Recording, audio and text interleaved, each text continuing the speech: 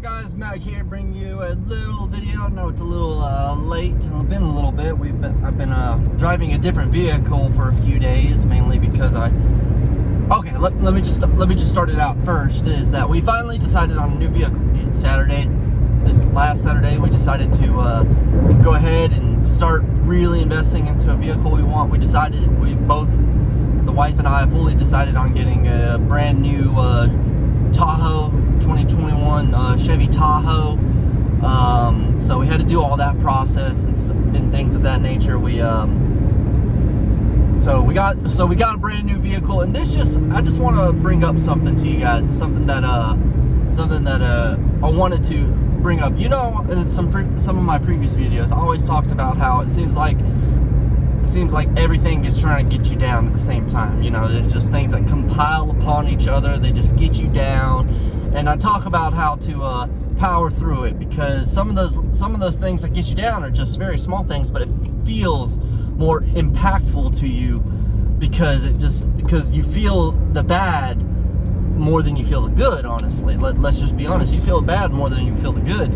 So even if it's something like simple, you feel like heavily more impacted by it if it's more negative than it's something that's good, right? And I talk about how to you got to power through it. You got to keep looking forward. You got to keep moving forward. You just got to power through it. Don't let it get you down. Don't let it dictate how it's going to run the rest of your day and things of that nature, because eventually it will break through. And I can tell you, it does break through, because, not to sound weird or anything of that nature, or jinxing it, probably am jinxing it. Oh well, I'll get through it. But, so first we got a brand new vehicle. We got it at a great price. We negotiated and everything, did everything right. And it's very tough, by the way, it's very tough for dealerships to want to even negotiate. First off, they're always assholes. I hate dealerships. I hate dealing with people in general. It's aggravating. Second off, it's a seller's market right now. Well, what that means is that it is their choice it is up to them, up to their discretion about what price they want to take. You won't dictate terms. You can negotiate, but ultimately it's up to them to say this is what it's going to be. You can either take it or leave it, because I guarantee you we'll end up selling these vehicles, selling this house, this vehicle, or whatever. It won't just sit here for as long as you think it is, especially with everybody getting stimulus money, tax returns. The demand for these is high. However, the supply for these vehicles are low because manufacturing was down for a year. So yeah, when demand goes up, price goes up. That's just the basic laws of supply and demand. So luckily we were able to get it at a great price. We were able to get it done, and of course, as much as we hated it, we had to loan it out. We had to loan it. So we're going to make the monthly payments. Of course, our goal is to pay it off by the end of December, because we don't want that shit anymore. Because we followed the Dave Ramsey plan as best we can. It's just the price of vehicles are so ridiculous. We just didn't feel safe enough just suddenly dropping that much money. You know what I mean? Dropping that much money all of a sudden on it. So we're like, okay, we'll just pay it off by the end of the year, like we were paying off the debt and stuff. So we got that down pat. So anyways, so we get a new vehicle, right? So what does that mean? Well, she's driving the wonderful Tahoe more regularly and stuff, and I'll be driving her truck, which is a Toyota Tacoma, right? See, I originally drive a Toyota Tundra. However, it's an 03 model. It's very old. It's got 250,000 miles on it. I know what some people are saying: drive it till it breaks, drive it till it fully breaks and stuff. I agree with you. I completely agree with you. However, you also have to understand, when you get in a vehicle, you want it to start. So I started having some problems with that Tacoma, and it ended up being a starter, having to get a starter replaced. So obviously things were getting down for me, you know. So I only had my work vehicle, and you can't drive your work vehicle everywhere on your personal time. So I was pretty much stuck at an impasse because my Toyota wouldn't even want to start good on me. So So we're getting the starter fix. It's gonna stay within the family. I'm not selling it. Okay, it's gonna stay within the family. I'm just gonna give it back to my mother and them because that was originally their vehicle before I got of age and needed my first vehicle. So that was originally their vehicle. I'm just gonna give it back to them. Yes, it has 250,000 miles on it, but my mother's like, give it back. I want it. It's mine. So I'm like, okay, fuck it. I really don't care. Go ahead and take it, right? Because honestly, I don't need 4 vehicles inside the yard, because we only have a garage that can fit 1 vehicle. So that's where the Tahoe is going. We already have the Prius sitting out in the yard. I already have my green truck sitting out of the yard. Now we have the Tacoma sitting out in the yard. Now, I don't like that. There's only 2 drivers in the house. Okay, there should only be technically 2 vehicles. But conveniently, I have a work vehicle. So it is what it is. So,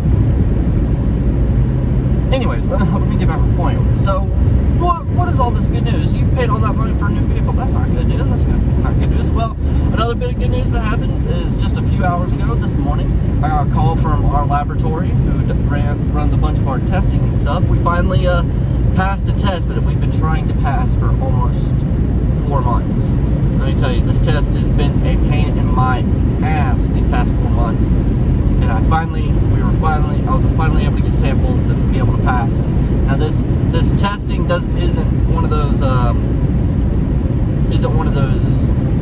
tests that will allow us to that gets us punishes up. What it does allow us to do that. If we pass it, we're allowed to do it. If we don't, then we're not.